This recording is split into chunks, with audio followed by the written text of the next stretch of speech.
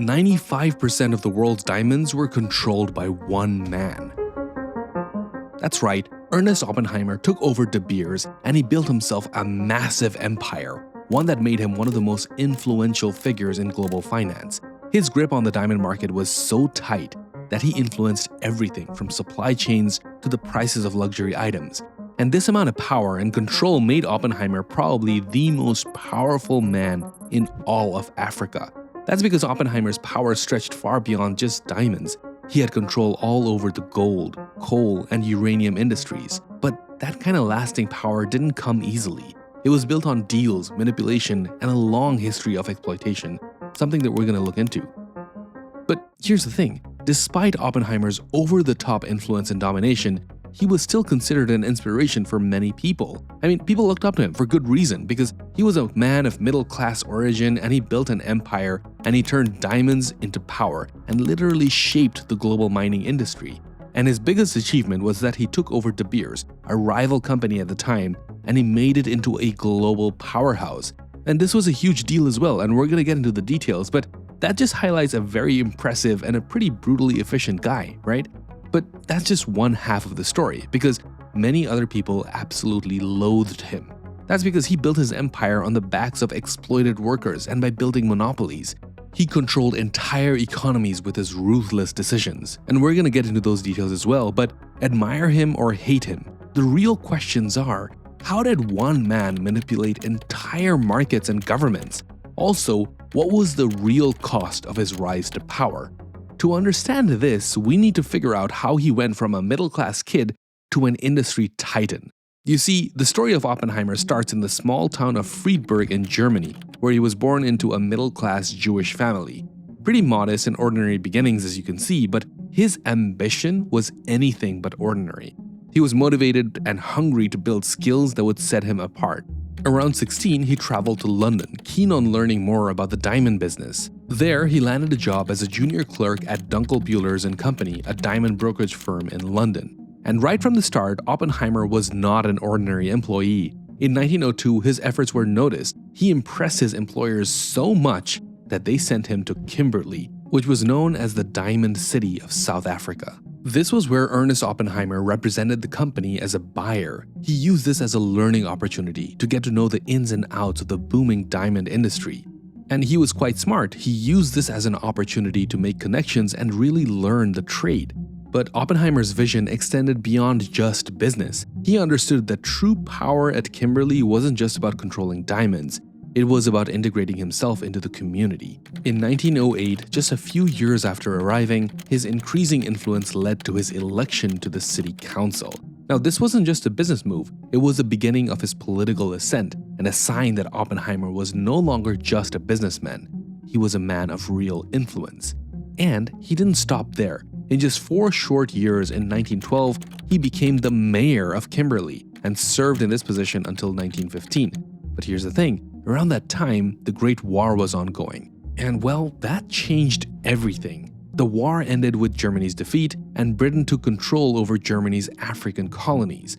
And this is the shift that Oppenheimer was waiting for, because it opened the door for him to rise to the heights of power.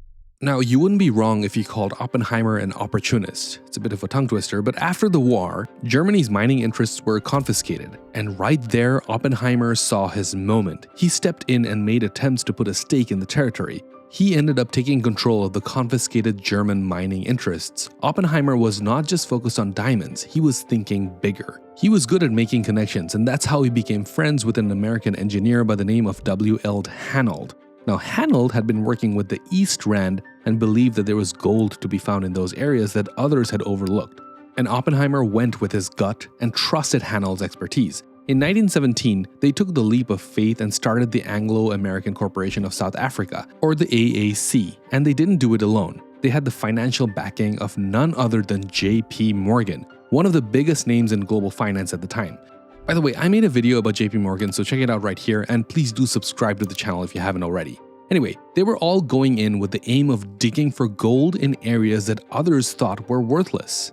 And it was a huge gamble, no doubt, but honestly, Oppenheimer was set to make history. and he had this uncanny ability to prove people wrong. You see, everyone else was flocking to the central Rand, convinced that that's where the real action was. Meanwhile, Oppenheimer took a chance with the Far East Rand, and people thought he was wasting his time.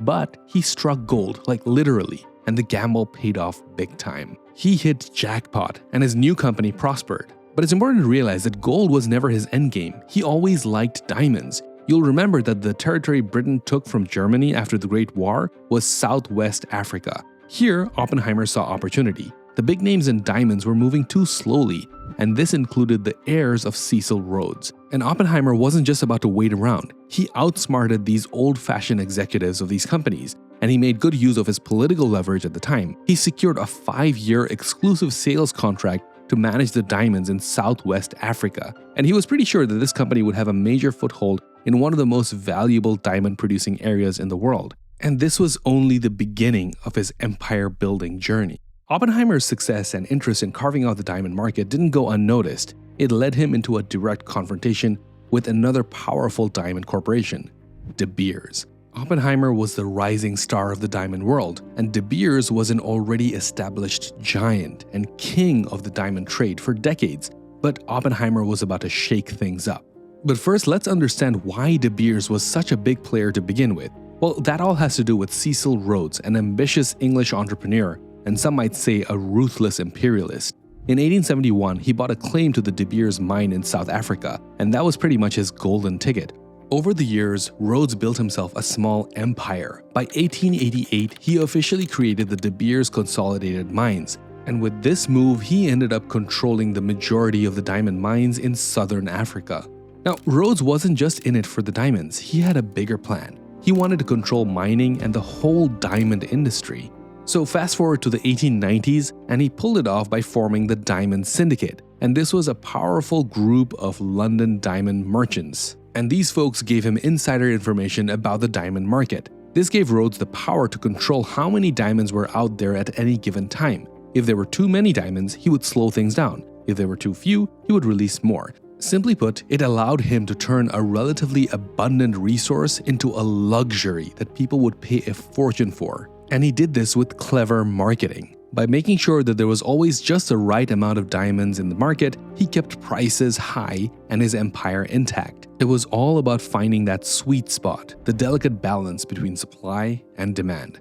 By the time Oppenheimer entered the scene, De Beers was untouchable. But that's where Oppenheimer's story gets very interesting. As I mentioned earlier, he was looking into the diamond-rich Southwest Africa for his business operations. But this area was being overlooked by the big names like De Beers. You see, Oppenheimer was a young entrepreneur, and he was smart, efficient, forward-looking, but also he was in direct competition with De Beers, a diamond empire running things for decades. Oppenheimer was threatening to undermine Cecil Rhodes' legacy. The real drama didn't start until after World War I. The war really threw things off balance, including the diamond market. The mines were producing more diamonds than anyone could buy, and as a result, the demand for the gems dropped. The prices went into a free fall. The mines in Kimberley had long been the crown jewels of the diamond world, but now they were starting to close their doors. But here's the thing, this was precisely the kind of mess that Oppenheimer thrived in.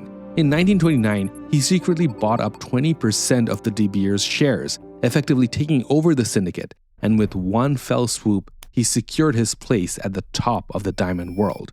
Oppenheimer was at the top, but complacency was out of the question. He had a knack for seeing the bigger picture. He knew that the diamond market could not go on the way it was. To him, it felt like a game that no one was winning. That's why he came up with an idea. He formed the Central Selling Organization. With this move, Oppenheimer brought major diamond sellers and producers under one umbrella. This way, he merged them into the De Beers Syndicate. But that's where things got tricky.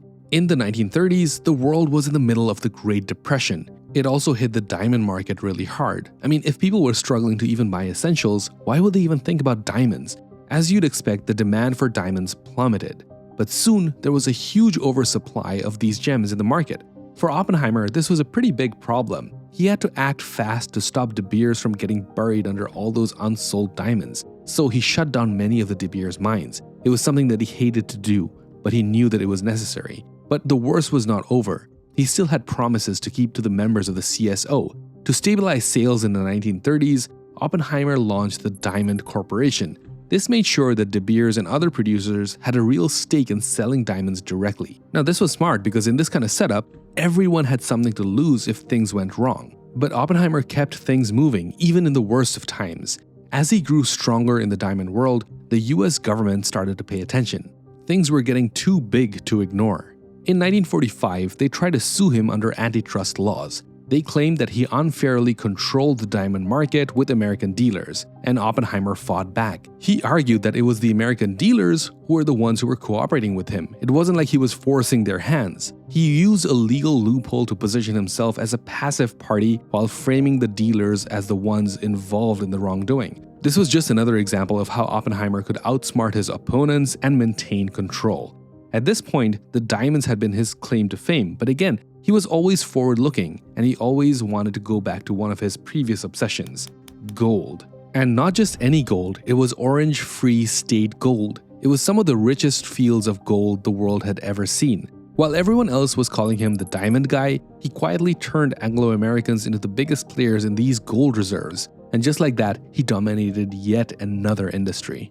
Now, as the years went on, Oppenheimer's story started to take some surprising turns. Gradually, the 1950s rolled around. Oppenheimer was far from slowing down. In fact, it felt like he was just gearing up for one last adventure. And this time, his goal was posterity. He focused all his efforts into expanding his empire so that his family's legacy would remain planted for generations to come. To make this happen, Oppenheimer's company teamed up with N.W. Ayer and Son. This was one of the top advertising agencies at the time. His goal was very simple. He wanted to breathe new life into the diamond market. So the trick was to visualize a precious gem more than a stone. The diamond engagement ring. How else could 2 months' salary last forever? He started to add emotions to the diamond, making it a symbol of everlasting love and status. Massive ad campaigns were created to link diamonds to affluent, safe, and comfortable suburban lifestyles. Merry Christmas. So in 1947, they coined this legendary slogan. And that one line, "A diamond is forever," shifted the entire industry and sent sales skyrocketing.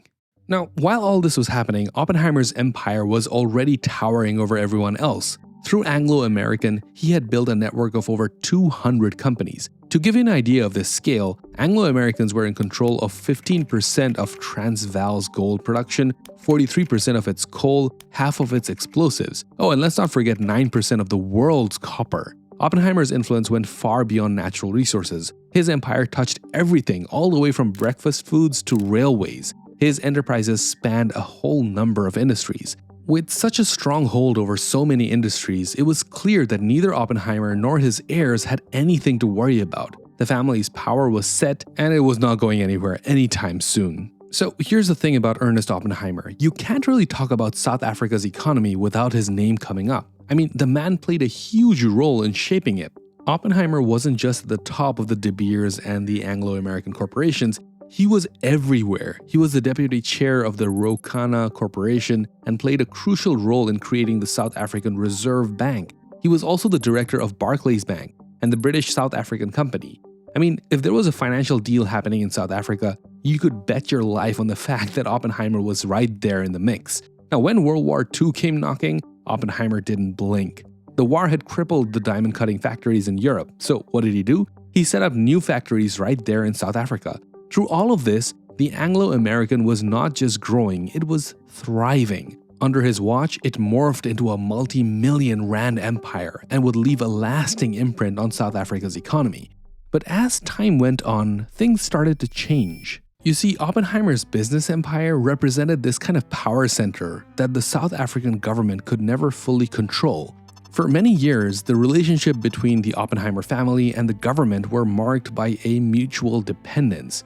They were like rivals with a history of antagonism, but they were also unable to ignore one another. Now, we can't say for sure if Oppenheimer's influence or legacy directly impacted the apartheid. However, his legacy as a powerful economic force would become very relevant as the political landscape in South Africa began to shift. So here's the thing, the government needed the De Beers and the Anglo-American to keep their economy going. The Oppenheimers needed their political stability for business. And so when the country was under sanctions, things had to change. I mean, even companies like De Beers, which had once gained from apartheid, couldn't ignore how wrong the system was. Eventually, they joined for the push to end apartheid. The Oppenheimer family was not silent. I mean, they were known for their liberal views, they supported change. Sir Ernest once said, De Beers was here to make profit, and it shouldn't benefit the peoples and the countries in which we operate. Now, take all of this with a grain of salt, because I'm sure that he was just responding to the social and political realities of his time, and honestly just doing what he thought was best to keep his companies and his business thriving. But still, the direction that he was heading was good, and it helped the oppressed people as a result. You see, Harry Oppenheimer, Ernest's son, backed the Progressive Party. It was one of the few voices against apartheid at the time. For 13 years, the party had only one representative in parliament, and that was Helen Suzman. She fought against apartheid and government power, and Harry supported her with money and backing. Now, during the apartheid, South Africa was isolated. International sanctions made things worse. Companies like De Beers saw that apartheid wasn't just wrong, it was bad for business. Oppenheimer knew that change had to come to South Africa for it to survive. So that's why Ernest Oppenheimer's legacy is complicated. It's tied to power and profit, but also to progress. And on the flip side, it's also impossible to ignore the systems that he built that benefited from exploitation. I mean, take for example the migrant labor system. His companies were the largest private employers of migrant labor in South Africa, a system that trapped workers in a cycle of exploitation. For nearly 1 century, his companies relied on the ruthless exploitation of workers, mostly black men. They were taken from rural areas and sent to work in mines far away from their homes, and they lived in very cramped, horrible conditions. They didn't even get the right to settle or bring their families across. I mean, this was a lifetime of separation and change. Now, this system was adopted by the apartheid government to divide black workers into urban and rural castes. It's chilling to think how deeply this system, pioneered by Oppenheimer, affected generations of families. Then there's De Beers, Oppenheimer's crown jewel. The name might make you think of luxury and romance, but the reality is far messier. In the 1990s, the company came under fire for dealing in conflict diamonds, those infamous blood diamonds that fueled wars. Now, De Beers faced accusations of price fixing, misleading consumers, and even human rights abuses. Now, eventually, they ended up paying $295 million to settle lawsuits, but the damage to their reputation was even harder to erase. The lawsuits was just one chapter in a much bigger story. You see, the consequences of the De Beers actions went far beyond boardrooms and courtrooms. They had a hand in something far more profound. Anglo-Americans' footprints, even outside of South Africa, is hard to ignore, and the De Beers has pretty much got the diamond game locked down in Namibia, Botswana, Tanzania, and of course in Angola, but that one's kept low-key. Now, if you've seen the film Blood Diamond, you're already familiar with how uncut diamonds end up fueling some of the most brutal civil wars in Africa. But what about De Beers? They weren't directly involved in the chaos, but they were still active. However, they did not make any further moves, and they stopped buying interests in Angola and Sierra Leone. But there were whispers. No, more like loud allegations. Many accused the company of still acquiring diamonds from those regions and turning a blind eye to the source. It's the same story you hear in the Central African Republic as well. Diamonds there did not bring wealth, they funded a horrific war. Now, those brutal diamonds literally killed thousands of people. There's a quote from someone living through that nightmare that hits especially hard. It says, "We have so much wealth, yet we stay so poor. And I can understand why you Americans say that you don't want to buy our diamonds. Instead of blessings, our diamonds bring us nothing but misfortune." Ernest Oppenheimer built an empire, no doubt about that, but let's not sugarcoat it. Behind all of his wealth was exploitation. Workers living in horrible conditions stuck in a system that treated them like machines. Now, Oppenheimer eventually came around and pushed for change, but nevertheless, the consequences of that legacy still linger today. Now, you think that after the end of apartheid in 1994, things would change for the better, right? The country was ready for a fresh start. Many believed that when the De Beers and the others were benefiting from exploitation, they would face accountability. But despite all that hope, De Beers and Anglo-American managed to slip through the cracks. After apartheid ended, the ANC promised to nationalize South Africa's resources for the benefit of its people. But as it turns out, that didn't happen either. Instead, De Beers held strong.